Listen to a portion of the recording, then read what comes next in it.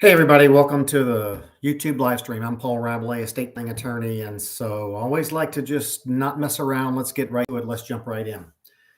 Okay, so a lot to cover. This one's all about avoiding probate step-by-step guide. So my plan for today is one, really talk about what a probate is, because no need to talk about how and why to avoid it unless you have at least a baseline understanding of what probate is. Then we'll talk about part two, how to avoid probate. What are the mechanics? What are the strategies? What do you have to do? And then the third and final part, we'll just dig deeper into these various little issues that pop up when people attempt to avoid probate. And, nothing's always real simple and real clean. You always have these various issues. And so we'll dig a little deeper into it in part three of our live stream here today. If you've got some questions, some comments, you want to share some experiences, all that's highly encouraged. You do that in the chat. Once I finish my presentation, I'll go to the chat and I'll address or answer all of the appropriate questions. I do have to mention that the YouTube live that I did, I think it was last week, and boy, I thought I finished going through all the chat and answering all the questions, but what happened was I ended the live stream and then I scrolled down on the chat and saw there was about 100 more questions. So if you had asked a question that didn't get answered, I messed up by not scrolling down through the chat when I should have. So won't happen again. Okay, so first things first of three parts of this live stream.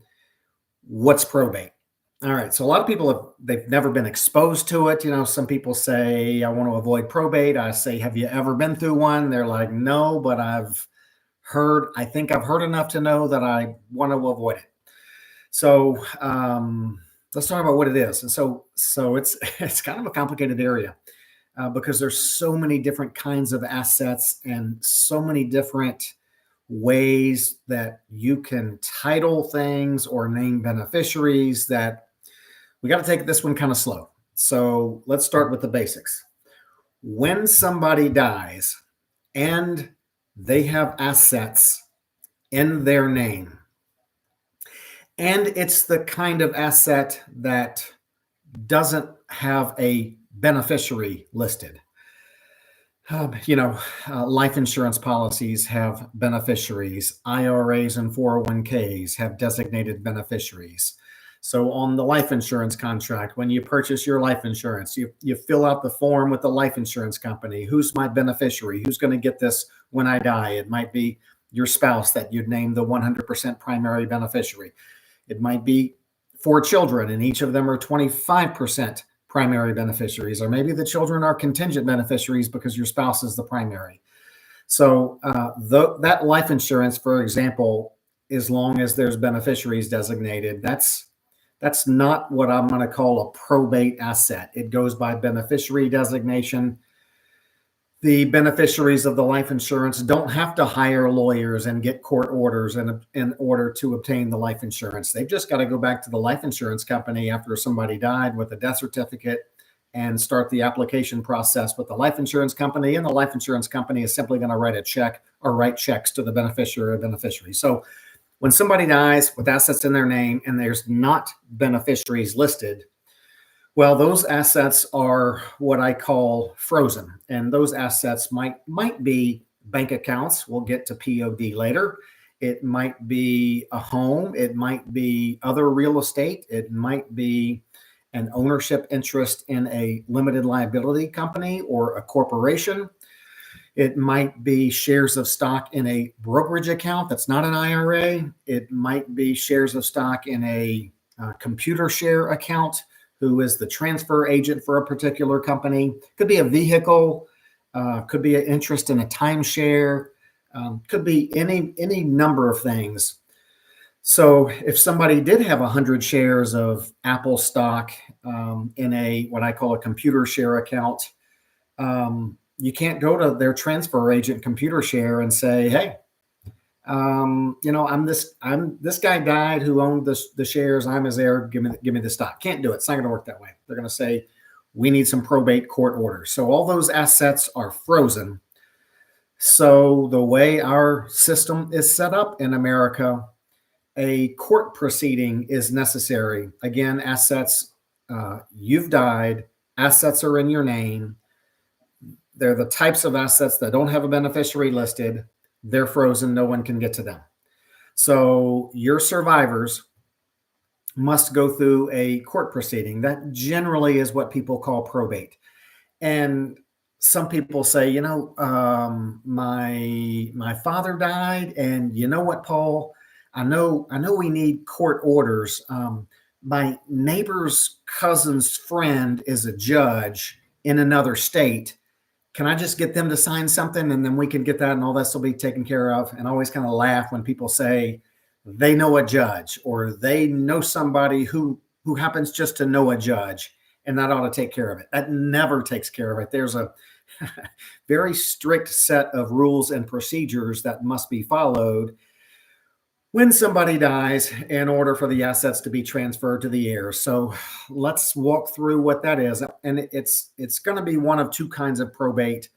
The way I'm categorizing it is there's either the person died and he didn't have a will, or he died and the person did have a will.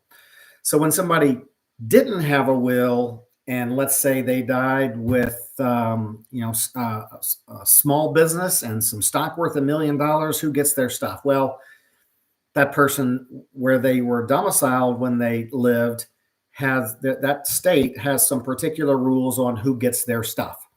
So typically, those surviving heirs, typically relatives, when there's no will, and these intestate laws apply. Intestate means a person died without a will. If they died a will, they're deemed to have died testate.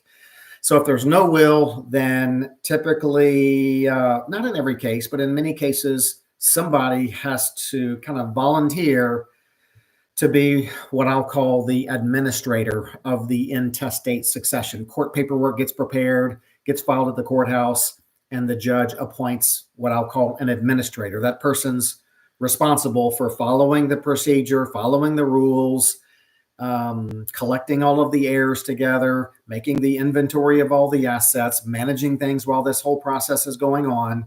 And then ultimately, lots of other court paperwork gets prepared and signed by all of the heirs and filed at the courthouse. And the heirs are submitting typically petitions for a judge, requesting a judge. And that paperwork usually lays out all the circumstances.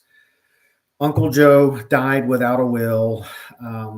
Since he died without a will, here's the state law that says who gets Uncle Joe's stuff based on Uncle Joe's circumstances. He never married. He wasn't married. He didn't have any kids. So based on the state law, these people are entitled to own what Uncle Joe had.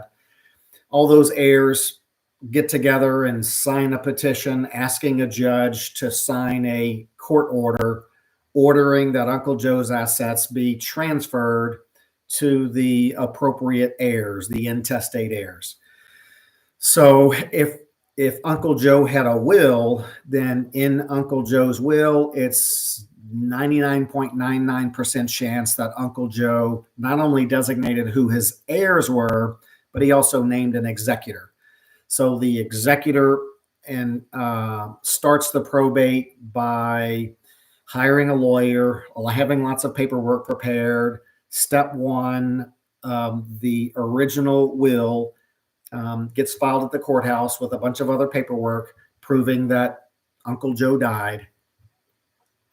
And one of the court orders that gets signed is a judge signs an order ordering that, hey, Uncle Joe's will is valid. It meets the validity requirements of Uncle Joe's state.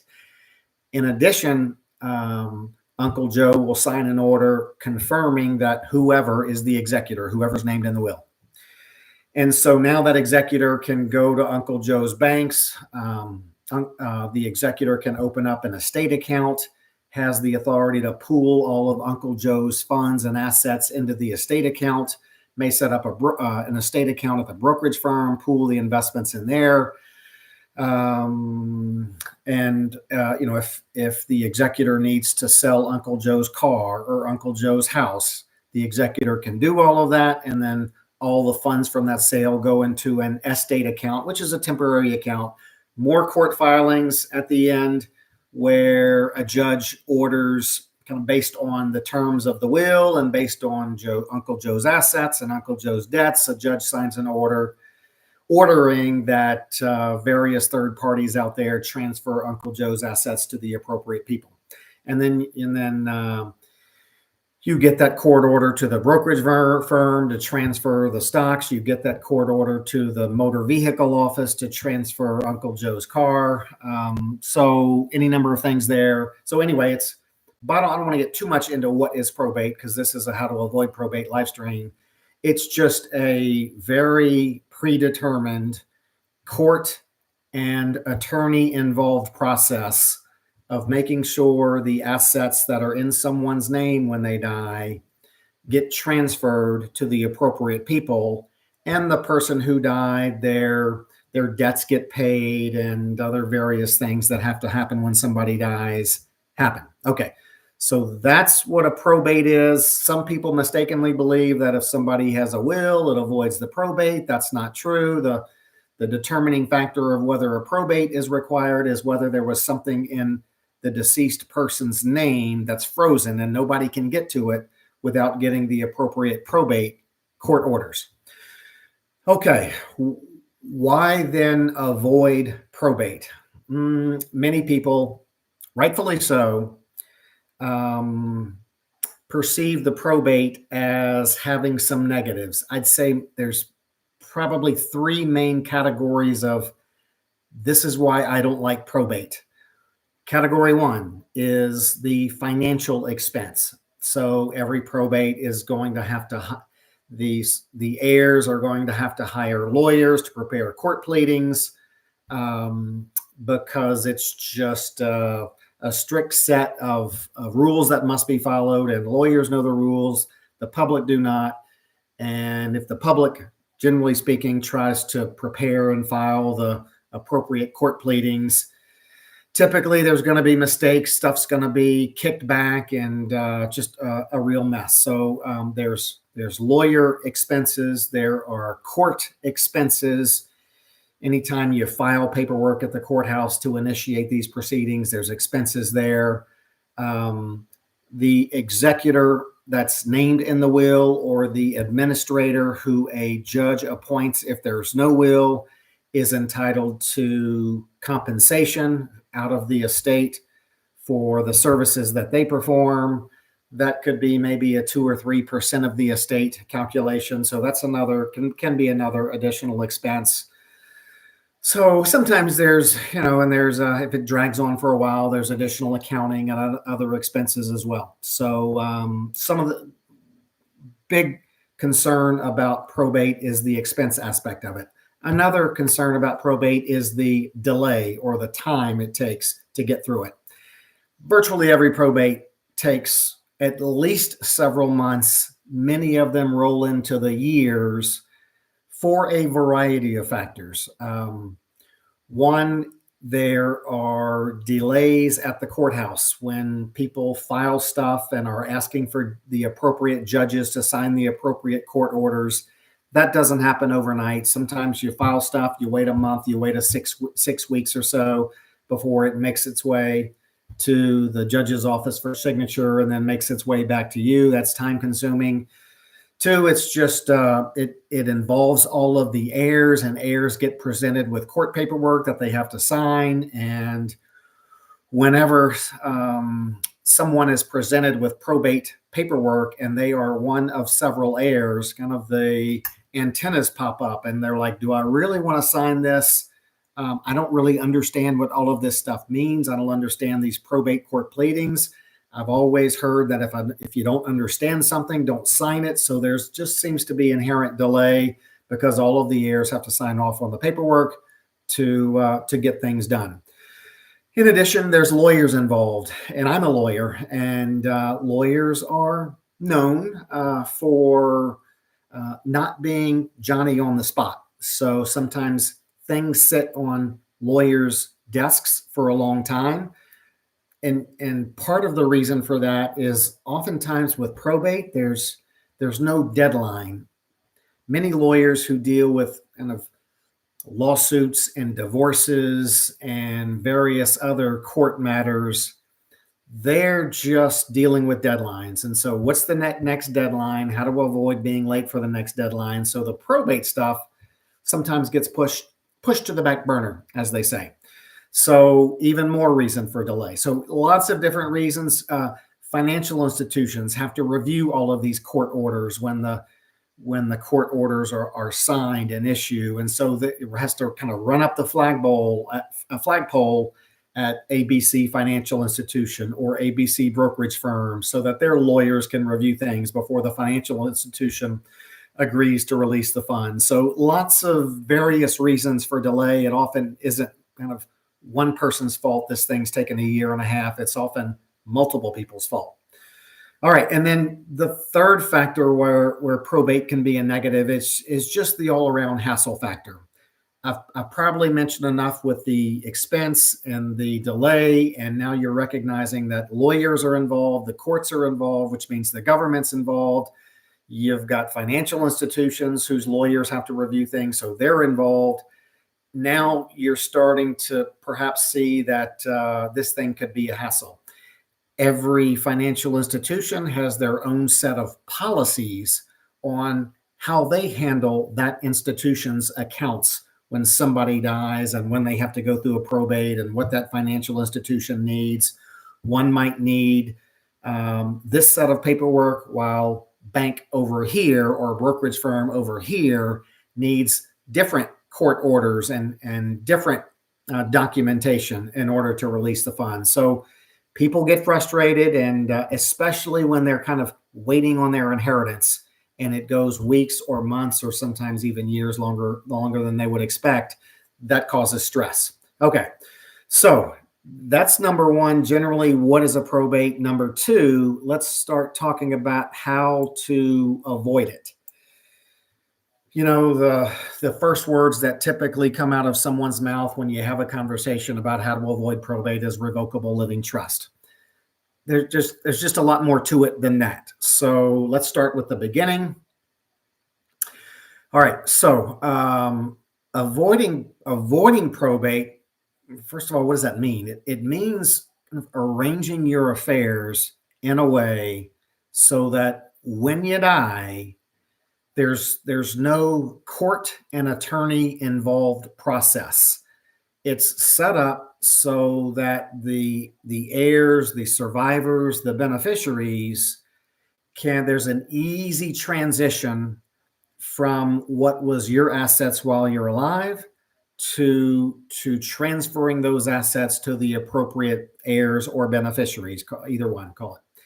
So, and that typically involves arranging the ownership of what you own and titling what you own and naming appropriate beneficiaries on appropriate assets, doing all of that in a way so that no financial institution, no brokerage firm, nobody needs a court order when you die in order to get assets transferred. So when we talk about avoiding probate, we have to look really at the different kinds of assets that you have to figure out in your circumstances what's the best way to get those assets to the appropriate people outside of the court and attorney involved probate. So some of it's easy, some of it's really easy depending upon who your beneficiaries are.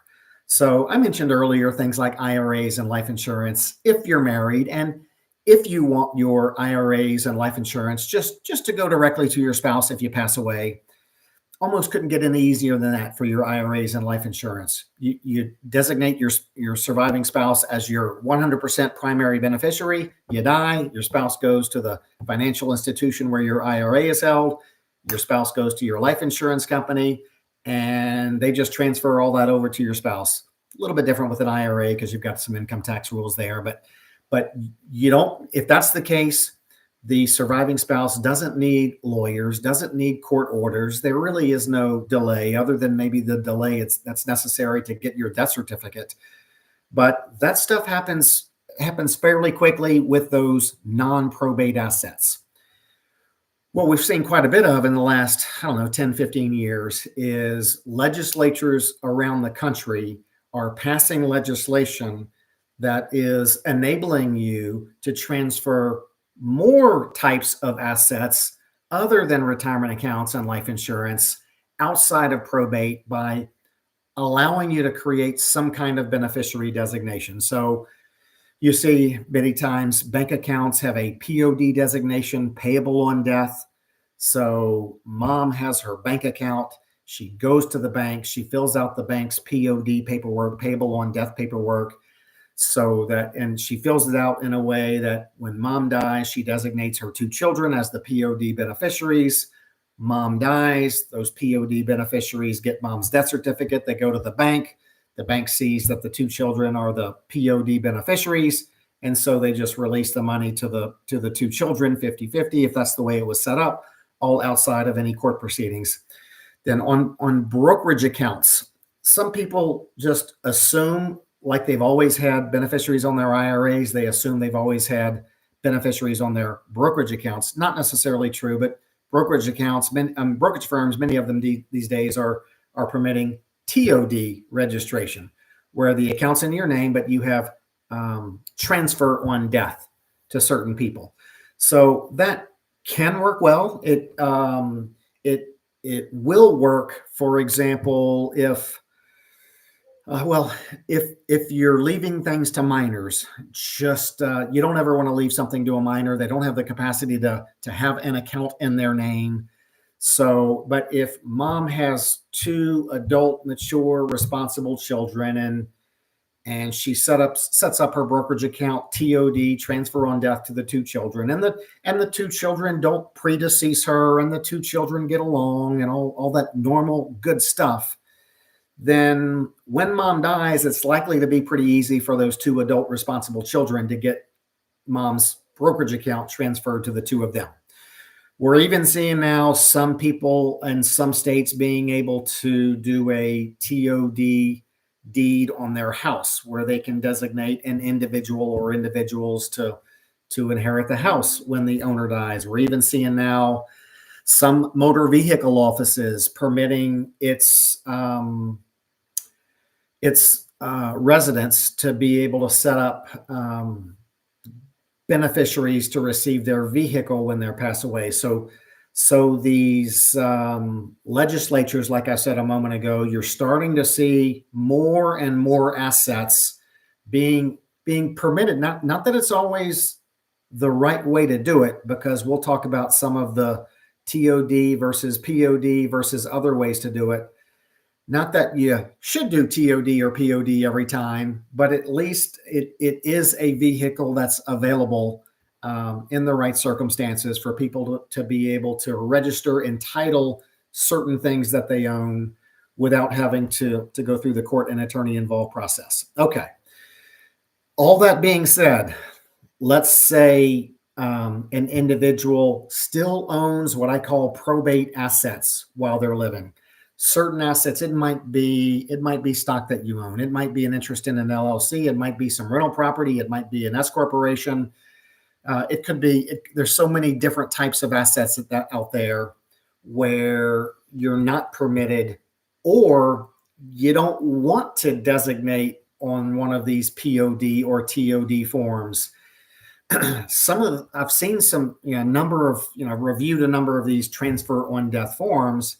Some of them get a little bit scary. So, for example, I've seen it where, let's say a parent has 4 children and they just designate their 4 children as TOD. They don't read the fine print, and the fine print says if one of the TOD beneficiaries dies, then the financial institution is going to pay everything out to the surviving TOD beneficiaries, not necessarily to the children of the deceased beneficiary.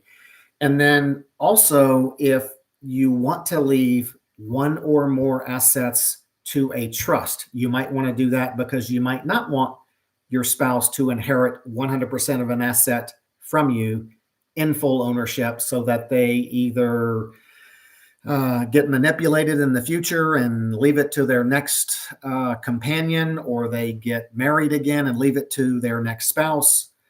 Some people like the idea of leaving some married people like the idea of leaving assets to a trust. it's made available for the surviving spouse, but when the surviving spouse dies, the assets revert back to the children or heirs or beneficiaries of that first spouse to die.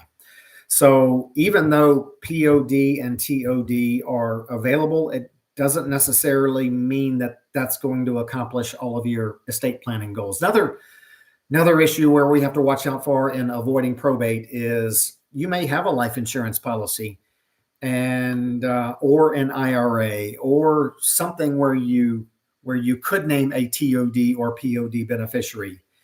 And for whatever reason, you either don't designate a beneficiary or you designate your estate as a beneficiary. If you designate your estate as a beneficiary, then a probate is necessary because that asset has to run through the probate proceeding in order to get to the heirs, the applicable heirs that would be inheriting from your estate. So naming an estate as a beneficiary is just it's just a ticket right to probate. Sometimes people will name beneficiaries, and then those beneficiaries will predecease the asset owner or account owner, and based on perhaps the IRA or life insurance contract, that asset is payable to the estate of the owner. And so again, more situations where that probate is required. So sometimes people will say, again, in the right circumstances, I name a trust as the beneficiary of my life insurance or other asset and that covers more circumstances than a beneficiary designation. Okay, so all that being said, my first point there was depending upon the types of assets that you own and depending upon who you want to leave those assets to, you likely have some assets that are just kind of automatically going to pass outside of probate. But you also likely have some what I call probate assets. If they're in your name when you die, they're frozen, and survivors are going to need court orders to get access to those. So yes, one of the keys to avoiding probate is taking those probate assets and creating I'll call it your living trust or your revocable living trust. Tomorrow, I'm going to do a live stream on the difference between revocable and irrevocable trusts. You may want to tune in. But typically, when people have probate assets, which most people who have accumulated some assets do, they will, instead of leaving those assets in their name and relying on a will to designate who the executor is and who the heirs are, and then when the asset owner dies, then assets are frozen. Now the heirs have to go through the probate stuff. Instead of going that route, they create their revocable living trust, I'll call it. And now all of those terms that would have been in their will, I leave $20,000 to this person. I leave $50,000 to each of my grandchildren. I leave the rest of my estate to my two children equally. All of those provisions would then be part of the living trust instrument. And the idea here is assets that are titled in the name of your living trust when you die, they don't go through probate. The probate rules are such where they only govern the assets that are titled in your name when you die. Those assets get frozen, got to go through the probate. But if assets are titled in the name of your living trust, then the probate rules don't apply to those. In your living trust instrument, you'll designate what I'll call a successor trustee. We call it successor trustee because you are the initial trustee. You're managing everything for the rest of your lifetime. Trust says you can do whatever you want to with the assets for the rest of your lifetime. There's no restrictions whatsoever. But the trust says when you die, your revocable trust becomes irrevocable. Nobody can change the terms of your trust after you die. Your trust names a successor trustee who's in charge of, in the short term, managing the trust assets. Maybe they'll sell your house. Maybe they'll pay your final bills. And then they'll have the ability to disperse the trust assets to your trust beneficiaries, whoever you designated in the trust instrument. So if you have a home that's in your trust when you die, we'll talk about how it gets in your trust in a minute, but if your home is in your trust when you die, and let's say the successor trustee and the three kids, and one of the kids might be the successor trustee, everybody's kind of in agreement. not even kind of in agreement. Everybody's in agreement. Let's sell his house, divide up the proceeds. We don't need that house anymore. Well, really, the day after you pass away, that successor trustee can stick that for sale sign in the yard. If they find a buyer, they can close the next day. There's not this months or perhaps even years of waiting to get judges to approve things and authorize things that's required when you have a will, and you have to get a judge to sign orders that the will is valid. You have to get a judge to confirm that the executor has this authority. So none of that is necessary when you're avoiding probate, particularly with your revocable living trust. Now, not only is it important that you create your trust, but just as important when it comes to avoiding probate, just as important as creating your trust is what's called funding your trust. People say, what does fund your trust mean? Well, it means transferring those assets that are in your name to your trust. So John Doe has a house. He creates a trust. In addition to his trust, there's additional paperwork. John signs that. That paperwork says, I, John Doe, I'm transferring my house from John Doe to John Doe as trustee of the John Doe Trust. So, and then that paperwork gets recorded, that transfer from John Doe to John Doe as trustee of the John Doe Trust gets recorded in the county where the property is located.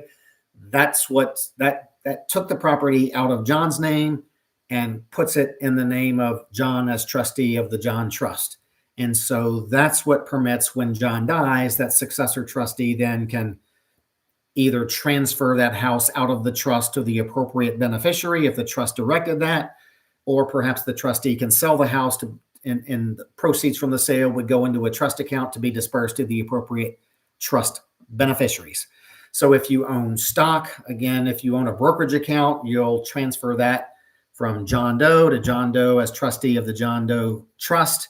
And so the statement that comes every month or every quarter from the brokerage firm will likely, have the title of the account, John Doe Trustee of John Doe Trust, something like that. If you own an LLC, if you're a member of an LLC, you might be a 25% member of the LLC. You might be a 100% member. If you're a 25% member, then paperwork is done to transfer your 25% membership interest in your LLC to your trust. The other 75% members, they keep their stuff like it is, but you've transferred your 25% membership interest. If you own 100% of an LLC, transfer your 100% membership in the LLC. So you're probably starting to get the idea of what funding the trust means. I will say, by the way, if you have a living trust and you don't fund your trust, you don't transfer those probate assets that are in your name to your trust, or if after you create your trust, you buy a piece of real estate in your name, you should have bought it in the name of your trust. Or you opened up a new business and named yourself as the manager or the member, or the shareholder, should have named your trust as the member or the shareholder. Then there's going to be a probate when you die because you died with assets in your name. Now, when you create a trust, you'll also create what's called your pour-over will. A pour-over will is really a will. The validity requirements aren't any different than a will. But the pour-over will essentially says, hey, if I die with anything in my name, I direct in my will that it gets poured over into my trust. But since you died with assets in your name, the probate is required in order to get those assets from your name to your trust so your successor trustee can then disperse the assets. I do mention, though, that probate is easier than the probate that involves a lot of people, because the probate with the pour-over will, still a probate, and so you still have expense and delay and hassle, but there's typically only one person involved in the pour-over will probate. You have the executor that's named in the will, who is often the same person who's named as the successor trustee of your living trust. So since the only technical heir is that trust, and it's the heirs that are involved in the probate and the executor, all the same people. So a one-person probate is a lot easier. There aren't a bunch of people to argue about stuff. it's still a probate, but it's typically gets done more streamlined and quicker than the several people involved probate. So make that point there. Okay, so now you should have an idea of what is probate, court and attorney involved probate process that applies when people die with assets in their name, whether they have a will or not. Probably get an idea of how to avoid probate. Depends on what you own. You likely have some assets that are non-probate assets. They're going to avoid probate automatically. Your IRAs and your life insurance are probably the two simplest examples. And then you'll likely also have some probate assets, perhaps bank accounts that don't have POD beneficiaries or LLC interests or other real estate.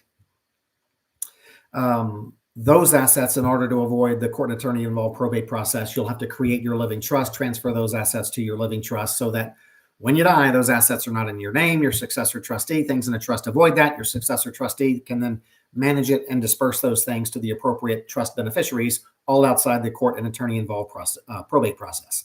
All right, so that's kind of part two, and we're going to get to the chat later. If you've got some questions, comments, experiences, throw them in the chat. We'll look at it here in a bit. My last part three of this live stream presentation is all just the miscellaneous stuff out there that sometimes happens or comes up. And I didn't know any better way to address it than just to say, okay, a part three with just a bunch of miscellaneous stuff that people ask me about, that people deal with. So let's jump right in. So first, let's talk about taxes and avoiding probate. So first, we'll talk about income taxes. Well, obviously, if you have assets in your name and they produce some income, you'll pay income tax on those assets. Having assets in a revocable living trust doesn't save or cost any taxes. It's really a tax neutral thing. Some people ask, well, will my trust have to prepare or file an income tax return, and will my trust pay taxes? The answer to both of those questions is no. A revocable living trust is, from an income tax perspective, known as a grantor trust.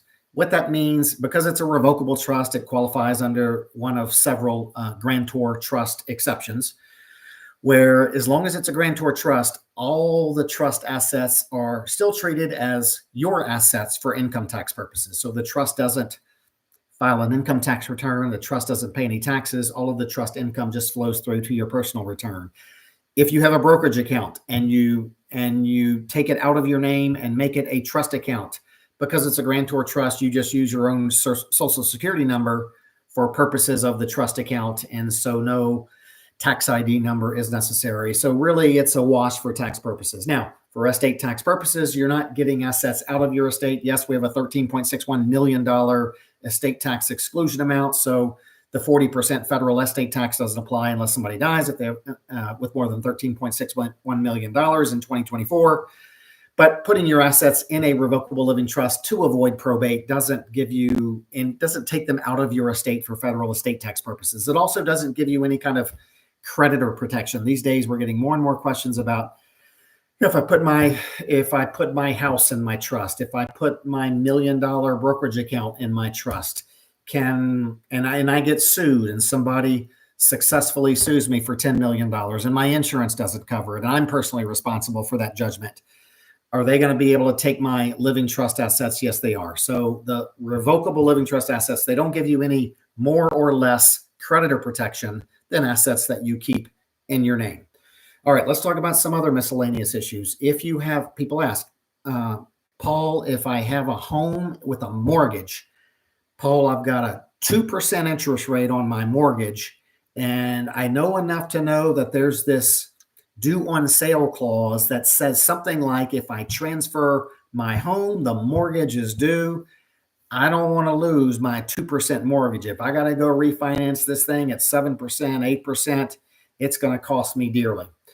Well, prior to the turn of the century, Congress passed the Garn-St. Germain Act that said if you transfer your home and it has a mortgage to your revocable living trust, a trust where you're a beneficiary of, then that doesn't trigger any due on sale clause that might exist in your mortgage. So there's no reason to fear that your mortgage might be due if you transfer your home to a revocable living trust to avoid probate. Now, another issue is kind of the no-brainer. You certainly want to avoid multiple probates if you own some real estate out of state. Let's say you got some investment property or some vacation property in your name in another state, or you inherit, a third of a piece of property in another state from your parents because you now own it with your two siblings.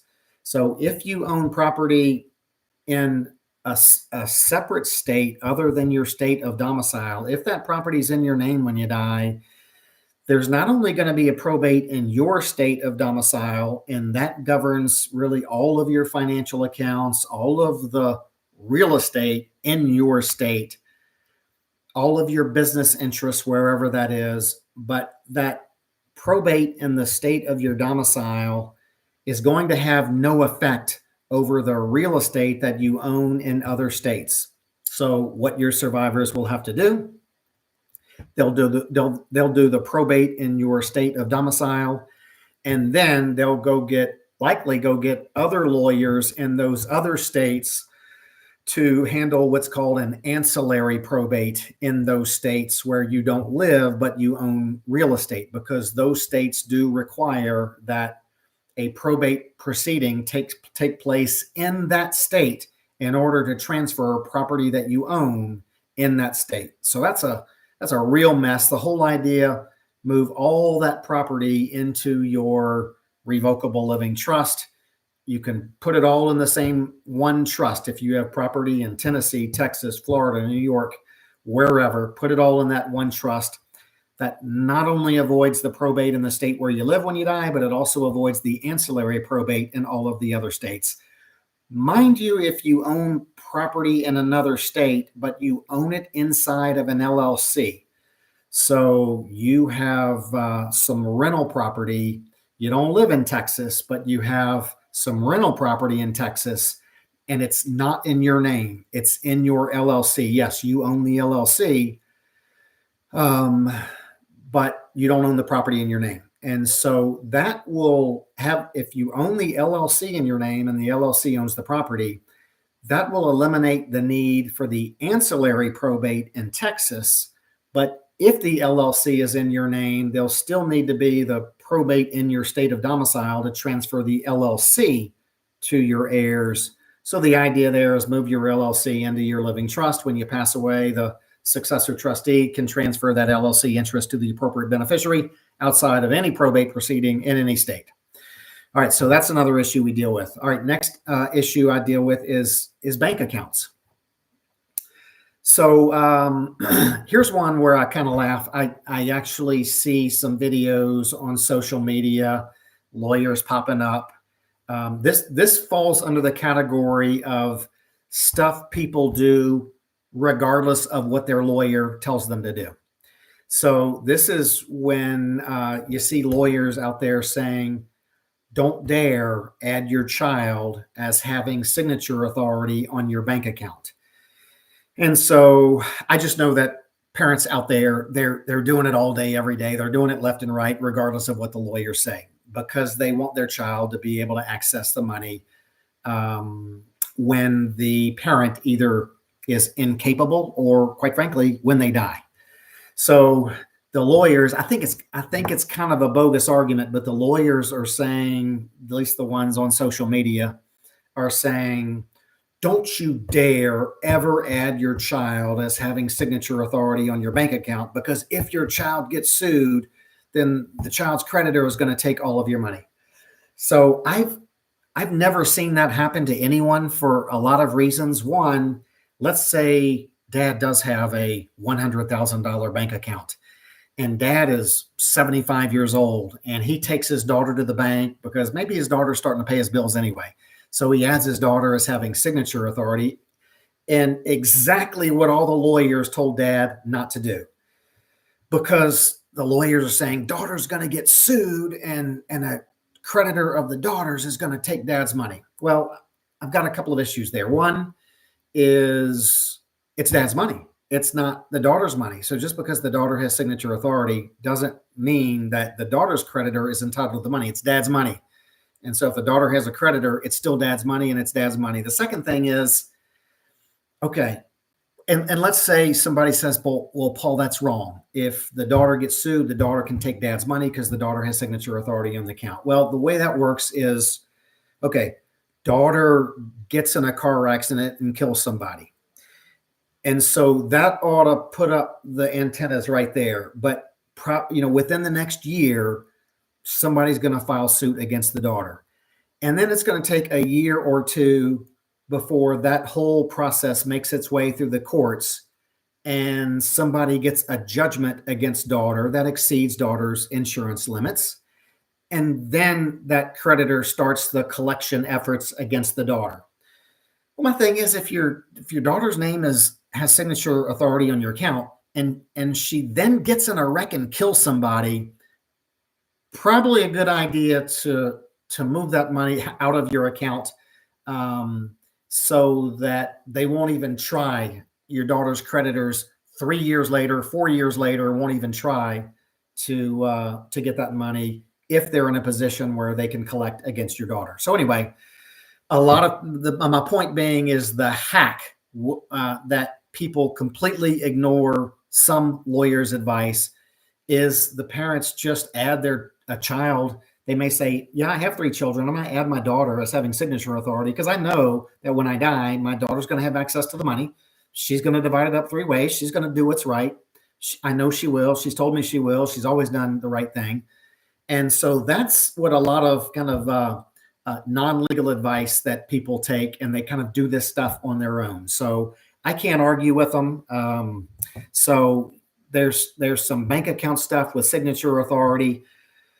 Also, that can avoid probate. Some people choose to transfer their bank accounts to their living trust. Some people choose not to transfer their bank accounts to their trust because some banks make that account owner get a new trust checking account with a new account number, and that messes up all the automatic withdrawal, automatic deposit stuff.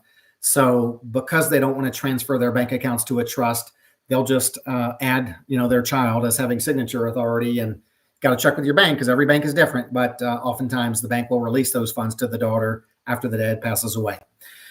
All right. There is this issue about whether with bank accounts and brokerage accounts, you should rely on payable on death and transfer on death beneficiary designations versus just making those accounts trust accounts. Some people argue that if those assets are trust accounts and you become incapacitated during your lifetime, then because it's a trust account, it's easier for the successor trustee to then take over those accounts if you're incapacitated. However, if those accounts are in your name, you have TOD or POD designations, and you have the typical durable power of attorney, then it's typically fairly easy for that agent that you designated in your power of attorney to handle your accounts that are in your name if you become incapacitated. There are a few quirky power of attorney issues that are in the process of states trying to clean up, trying to force banks to honor powers of attorney, force brokerage firms to honor powers of attorney. But there have been some issues in the past where banks and brokerage firms have refused to honor a power of attorney. And if that's the case, better that those accounts be in a trust, because it is easy for that, assuming the trust instrument permits it, which it does typically 100% of the time. The trust permits that successor trustee to take over not only upon the death of the trust maker, but also upon the incapacity of the trust maker. All right. And then again, be careful using just beneficiaries when you're married. If you're going to rely on just a beneficiary designation form to leave an asset to your spouse, just make sure it's an informed decision, because dealt with a couple today, and they were very adamant. We don't want to just leave everything to the surviving spouse, because the surviving spouse might get influenced and might leave it to their next spouse or just do something stupid with it. So both spouses felt like, yes, we want to make, if I die, kind of what one of the spouses was saying, I want my part of the estate, my half of the estate, to be in a trust available for my spouse's needs. But when my spouse dies, I want to make sure those assets revert back to my children. I don't want my spouse to be able to leave those assets to the next spouse. So you can't typically do that with a TOD or POD designation, unless perhaps you name a trust as the TOD or POD beneficiary, but you have to have a trust in place to be able to do that. So there are some reasons to use trusts instead of TOD and POD beneficiaries. We just have to take a look at the circumstances.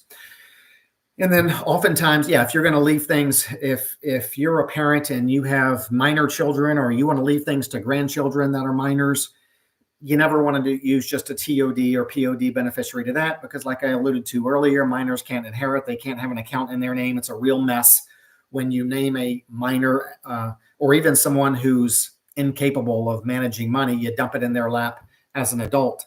All big mistakes. You'll likely want all those funds. You'll need a trust for that. Leave assets to a trust for the minor children. Leave assets to a trust for the grandchildren that are young. Leave assets in a trust for the 30-year-old who's immature or has had some alcohol issues or drug issues, and you don't want them to get an inheritance in a lump sum. Leave it in a trust for them. So relying again on TOD, POD, or other beneficiary designations and just putting their name on the line, it's going to cause more harm than good. You'll need trust for that. All right. So wrapping up here on this, how to avoid probate. We talked a little bit about how probate can be. There have been some probates that have been easy, and there have been probates that have been a nightmare, and everything in between. So probate, because it's a court-involved process, can be difficult. Setting your estate up to avoid probate often involves setting up ownership, how you title things, how you designate beneficiaries. Often involves setting up a trust, because things that are titled in the name of your trust when you pass away avoid the probate.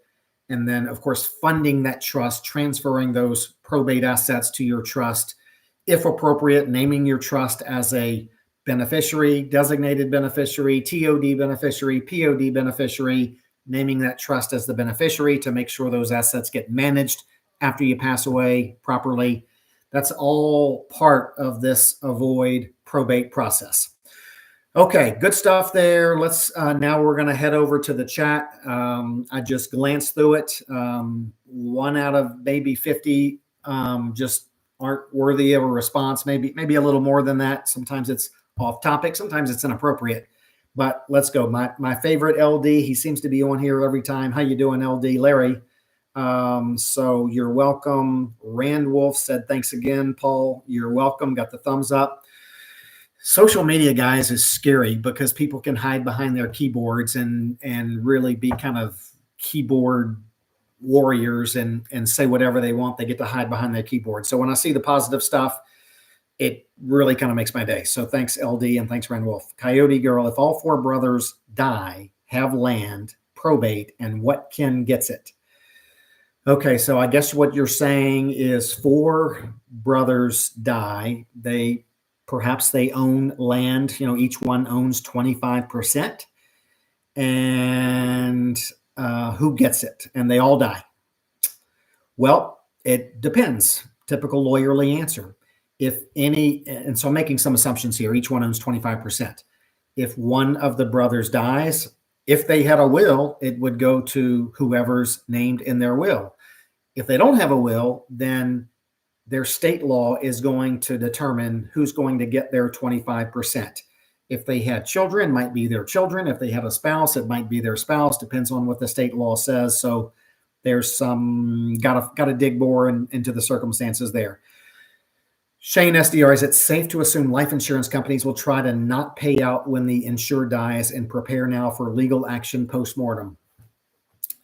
I would not say that, Shane SDR, is common, but sometimes there's ambiguity in the beneficiary designation. We had one time where a person filled out a beneficiary designation, 40% to this person, 20% to this person, and 20% to this person. And that didn't add up to 100%. So yeah, the life insurance needed a court order before they transferred that. What I'll see sometimes, and look, if you work for a life insurance company and you're listening here, feel free to chime into the chat. what you also often see the life insurance trying to convince you to do is keep that money with the life insurance company and purchase some kind of financial product where they can continue to profit from your business. But I rarely see life insurance companies just fail to pay out the money when it's clear, it's simple, there's no dispute, there's nothing questionable. You typically see that stuff paid out. So Carl Frankenfeld, thanks for what you do. Lawyer stuff in common language. Good. You're welcome, Carl. All right. When mom passed, but using knowledge for my stuff. Good. Are you licensed to practice in Arizona? AZ guy, Arizona guy. So I have a national law firm. I had so many views from my YouTube videos. People were contacting me from all over the country. I now have a national estate planning law firm. We have co-counsel in various states, including Arizona. So you can go to the description of the video and click on a link where you can request, fill out a little short questionnaire and request to have a Zoom meeting with me. And if you request that and if the circumstances are right, then we'll send you a link to my calendar. You'll pick up an appropriate day and time for us to visit by Zoom. We'll talk through all of these issues, what you want to accomplish, the easiest way to accomplish it. And if we wind up helping you, we'll go through that process of helping you, and our Arizona co-counsel will participate in order to satisfy all of our professional responsibility rules. So technically, answer your question, I am not licensed in Arizona, but I have co-counsel who can work with me in Arizona to help you if you want to. Jane, and I'm looking to have them pay the least amount of taxes to be paid by them and get the most funds out of the house split 3 ways. Is the will enough to keep it from probate to do what I want here? No, the will is not good enough to keep it from probate. If that property is in your name and you leave it to your 3 kids, there's going to be a probate. So if you're trying to avoid the probate, you'll create your living trust, transfer that to your living trust, name the 3 people as beneficiaries of that house. And then the day after you die, then either that house can be transferred to the 3 people, or it can be sold and the proceeds divided among the 3 people, all outside of the probate court and attorney involved process. All right. Beachmaster says, LOL, laugh out loud. I don't think I even said anything that would warrant an LOL, but maybe I said something funny. I'm not sure. John, can a trust be set up in the names of both husband and wife, or is it best to wait for the last man standing? No, clearly it's a couple, married couple should set up their trust now to avoid a bunch of problems when the first spouse dies. So I thought what you were going to get at is the common question: should a married couple set up one trust, one joint trust, or should they have 2 separate trusts? We can get into that if we need to. It can be done either way, and there's no tax or avoid probate advantages of one or the other. It's more of a style. But yes, married couples should set that up while they're both alive and well. All right, Beachmaster, if you're a beneficiary, there's no way you can avoid probate, LOL. If you're listed in an heir as a beneficiary, then yeah, you're going to go through probate if there's an asset in the name of the person who wrote the will when they died. Beachmaster, all right, Kathy Fields, should your trust own your LLC? Yes, if you're, and I talked about that earlier, if you are a member, owners of LLCs are called members. If you are a member in an LLC and you want, when you die, for that membership interest to be transferred to 1 or more people, the way to set that up to be able to happen outside of probate is to set up your living trust and then transfer your membership interest in your LLC to your trust, so your successor trustee can transfer that the moment you die. Love Sunshine. I love Sunshine too. If we leave our assets to each other, can our children contest? Yes, we have a will. Yeah, always. That's I never really know how to answer that. Can somebody contest? So, we're in America where people have the right to sue or contest. They have the right to question, the right to sue, the right to contest. You have the right to contest. It doesn't mean they have an automatic right to successfully contest. So one of our jobs as lawyers is to set things up in a manner so that if someone does contest stuff, they're not going to be successful. There are things called no contest clauses. The validity and effectiveness of those varies from state to state, but some people in their estate documents say if any of my heirs contest, they get nothing or something to that effect. So under those cases, it typically discourages people from contesting. So I could and probably should do a whole live stream on contesting. Ken Davis, we don't have our kids as signatories on our accounts, but in the event my wife and I get hit by a meteor, both have access to our liquid funds. All right. Meteor, you got me at meteor. Hopefully you don't know something that I don't know, but when you say both have access to our liquid funds, does that mean both kids or both wife and I? I'm guessing it means both kids. So if they're not signatories, do they have access to your liquid funds, perhaps through a POD designation? So again, you got me at meteor, but there we go. All right. Does a POD account override a trust? That's a state law issue in most cases, yes. If you have a bank account at the bank and you set up POD, I want my bank account when I die to go to person A and person B, and you have a trust that says when you die, all of the trust assets are to go to person C. Well, when you die, that bank account that was set up POD to A and B, it's going to go to A and B. In Louisiana, we have a different rule. The POD laws merely keep the banks from being liable for releasing the funds to the POD beneficiaries, but ownership is supposed to go to the heirs listed in a will or trust, but that's another issue. And so state law controls. Fame CDOT, my dad just died. He has a girlfriend squatting in his house. How will I get her out? Good question. So first thing I'd ask, does your dad have a will? And if so, who's the executor? And let's go through that process of getting the executor confirmed. And then once the executor has the authority to deal with stuff on behalf of your dad's estate, let's have that executor evict his girlfriend. I'm assuming he didn't leave his house to the girlfriend, which would give her rights. So you're going to have to get her evicted by the executor of the will, or if your dad's house was in a trust, then that successor trustee can evict that girlfriend. Okay. And so to elaborate on my previous comment, Ken Davis, we have both children set up as heirs in trust. There we go. Okay. So that takes care of that. So if you have bank accounts, you don't have signature authority, but you put your bank account in the trust, then your successor trustee, when you die and they get a death certificate, they can go to the bank, collect the funds, distribute them to the beneficiaries. Okay. Ken Davis coming up on 42 years and she still puts up with me. At some point, we have to believe it may last. There you go. 42. Congratulations. I'm at 36. Got some catching up to do. Frank Roth, life estate, low cost, no muss, no fuss. There you go. Ken Davis, my mom had a very easy estate. My brother and me equally divided. Still took nearly 2 years and several thousand to get through probate. And that's consistent with, what we typically hear and see. Is a lady, yeah, it is a way of avoiding probate. My brother just passed. I didn't mention it, but I could have mentioned it. I didn't. I'm glad you did, Dorian Gray. Deb, my brother just passed. We have no idea if he had a will. No luck finding one in his house.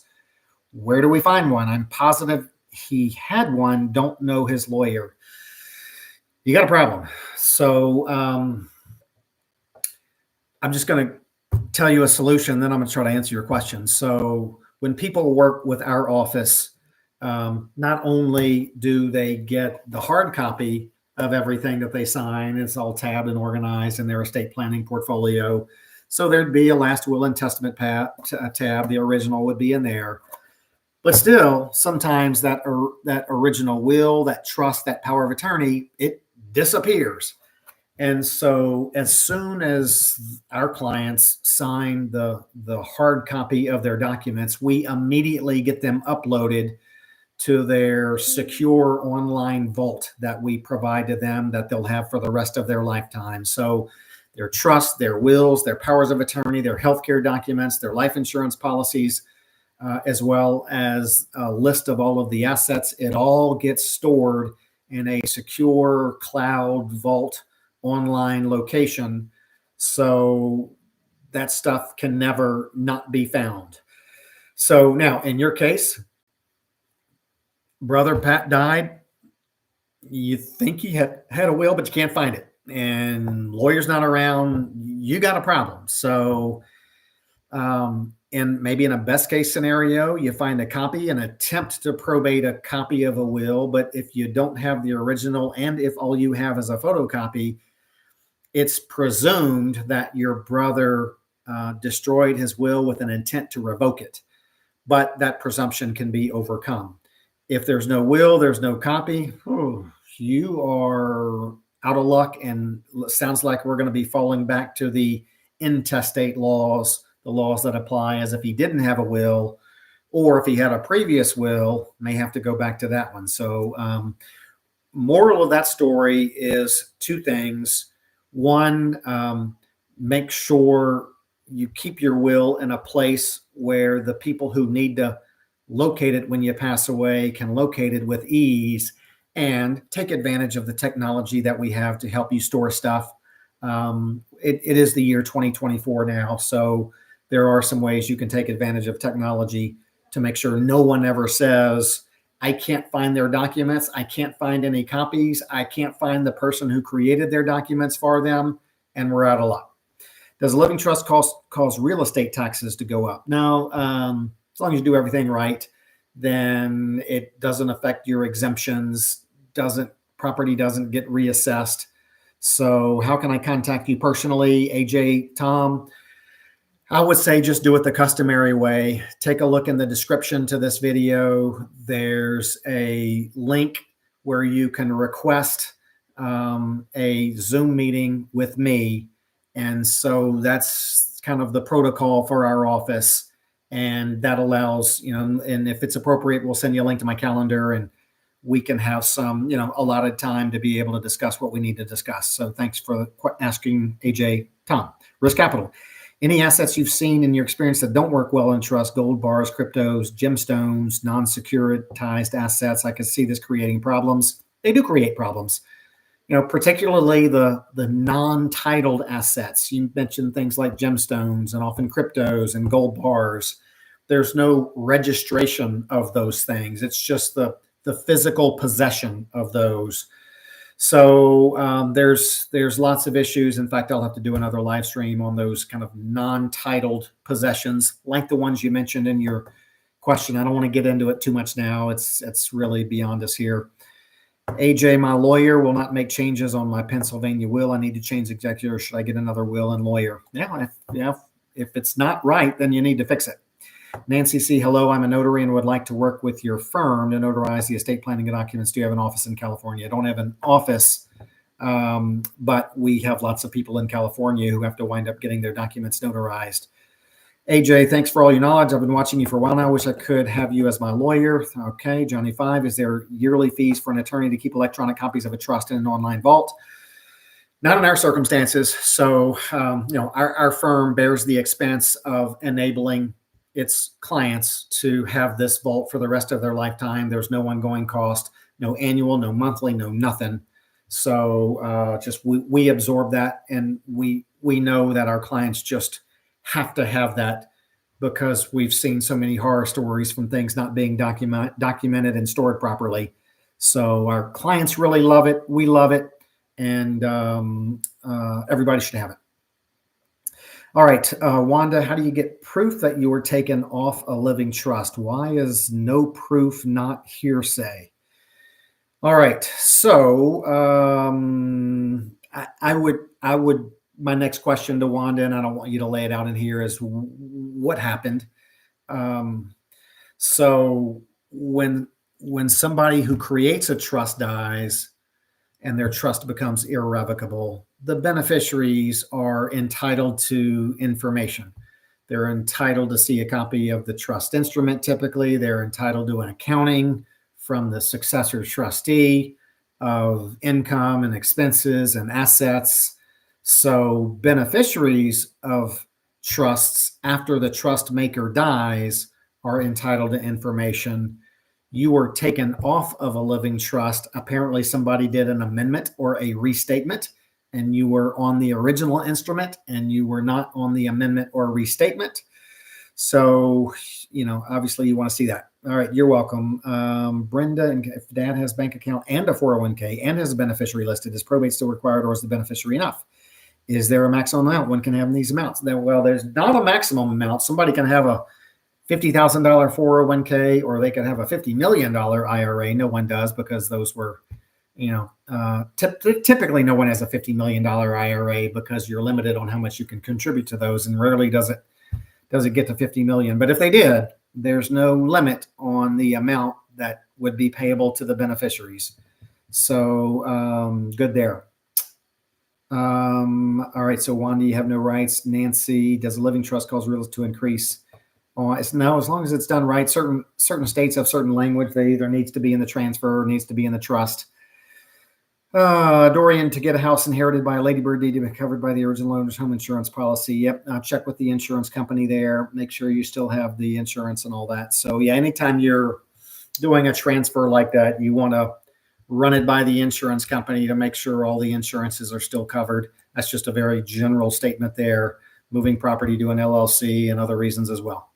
All right. So that'll wrap it up. I want to thank all of you for participating. Tomorrow's same time, same location, irrevocable versus revocable trust. We get a lot of questions. What's the difference? I'm going to dig not only into what's the difference, but what are the applicable uses of each. So pass the information along to your friends. We'll see you tomorrow. Y'all have a good night. Thanks, everybody.